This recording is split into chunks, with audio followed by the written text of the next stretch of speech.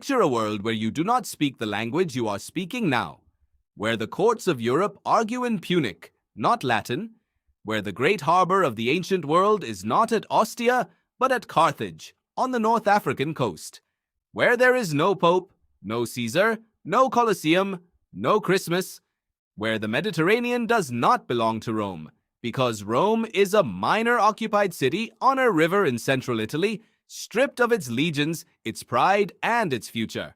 This world was possible, more than possible. It was inches away from happening. It traces back to a single afternoon, the worst day Rome ever lived, and a general who could not bring himself to finish what he had started. The year is 216 BC, southern Italy, a flat plain near a village called Cannae.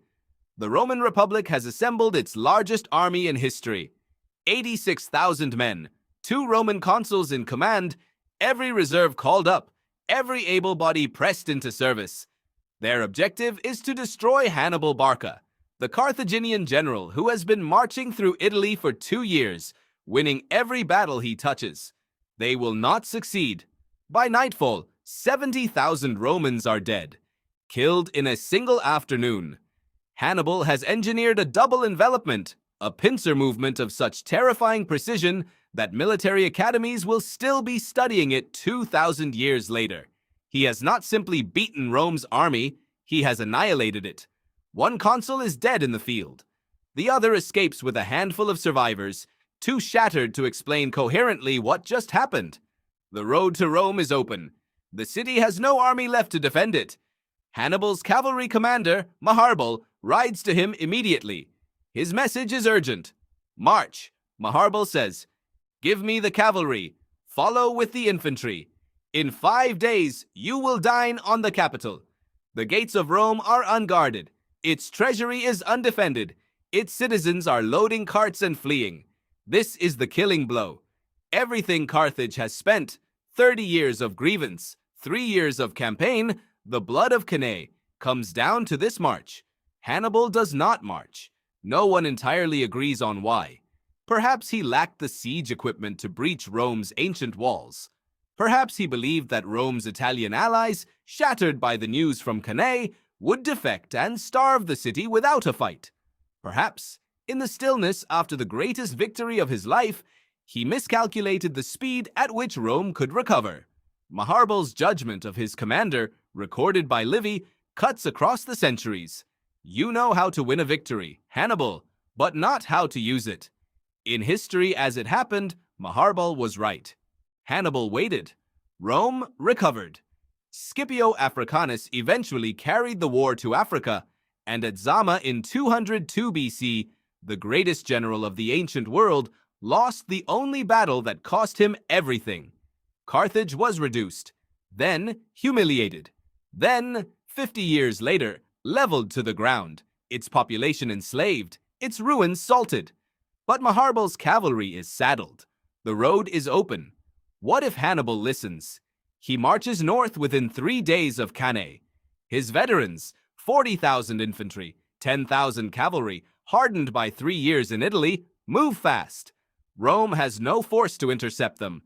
The city's defense falls to old men, freed slaves, and boys who have never held a shield. When Hannibal's engineers arrive with siege equipment salvaged from Roman stockpiles, the walls, built centuries earlier for a different kind of war, are breached within 2 weeks. Rome falls in the spring of 215 BC. Hannibal does not burn it. He is not a destroyer, he is a strategist.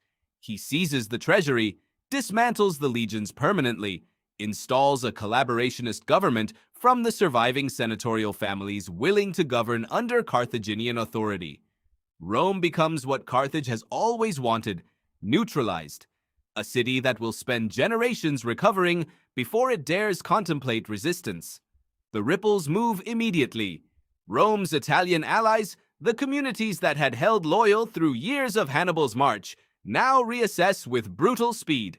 Capua, already wavering, formally declares for Carthage within weeks. Syracuse follows. The peninsula reorients around the new power. Within a decade, Carthage controls Spain, North Africa, Sicily, Sardinia, and the Italian peninsula. The Western Mediterranean is a Carthaginian sea. The young officer who in real history would become Scipio Africanus, Rome's greatest general, the man who would avenge Cannae, grows old in an occupied city. His military gifts are never tested. The name Scipio Africanus is never written. History has no use for him. Carthage does not repeat Rome's mistake. It does not govern through military occupation, it governs through trade. The Punic commercial empire, already stretching from Spain to Lebanon, doubles. Ports expand. Roads built not for armies but for merchants connect the cities of the Western Mediterranean under a single economic network. Greek cities that had balanced carefully between Rome and Carthage now have no choice. They adapt. Punic becomes the prestige language of commerce and diplomacy from Spain to Egypt. The Hellenistic kingdoms in the east, the fractured successors of Alexander's empire, watch a new Western power emerge and recalibrate accordingly. There are no Roman legions crossing into Greece and Macedon, no Roman generals standing in the ruins of Corinth. The Greek world survives as a patchwork of kingdoms, trading with Carthage, absorbed into its commercial orbit, never unified under a Latin-speaking empire. And here is where the world you live in diverges beyond recognition. Christianity does not spread. Jesus of Nazareth is still born in a Judea under occupation, but the infrastructure that carries Christianity across the ancient world is Roman. The roads, the shipping lanes, the administrative networks, the concept of universal citizenship that Paul's letters exploit to extraordinary effect. That infrastructure belongs to Carthage now, and Carthage's gods, Baal and Tanit, the deities of Phoenicia, do not make room for a universal faith. The religion either dies quietly in the hills of Judea or transforms into something so different from what history produced that it would be unrecognizable to anyone alive today. Latin never dominates Europe.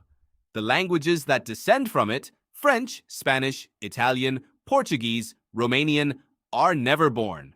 The legal tradition underlying every Western court, every democratic constitution, every concept of individual rights that traces to Roman jurisprudence, erased. The very idea of Europe as a coherent civilization, forged in Roman law and bound across 2 millennia into the world you inhabit, does not happen. This is not a lesser world. Carthage was sophisticated, literate, commercially brilliant. The civilization it builds is real, but it is not yours. Every language you have ever spoken descends from Latin. Every law you live under echoes Roman jurisprudence. Every institution that defines the Western world, the church, the court, the concept of the citizen, was planted by the empire that Hannibal chose not to destroy. On a flat plain in southern Italy, in the summer of 216 BC, 70,000 Romans died in an afternoon. The empire they died for should have ended that day. A cavalry commander told his general the road was open. The general waited one day too long. That hesitation built every institution you live inside. History unfolded exists to find these moments, the decisions that built the world you inherit without knowing it. If you want to follow everyone, subscribe. The next turning point is already waiting.